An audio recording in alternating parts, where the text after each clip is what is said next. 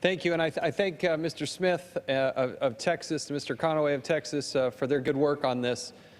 You know, in the year 2015, 5 letters were sent to the EPA from the Oversight and Government Reform Committee regarding the waters in the United States rulemaking. All went unanswered until the Science Subcommittee threatened a subpoena.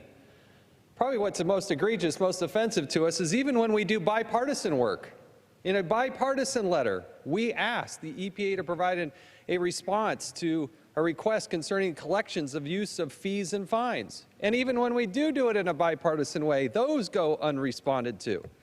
They failed to even provide a staff briefing on the collection and use of fines and penalties despite repeated requests. So we hear on the floor, well, you can't take away their money, then they won't be able to respond. But with the money, they don't respond. So they obviously don't need the money if they're not going to respond, even when we do so in a very professional, bipartisan way, asking legitimate questions about the use of these funds and how this department and agency works.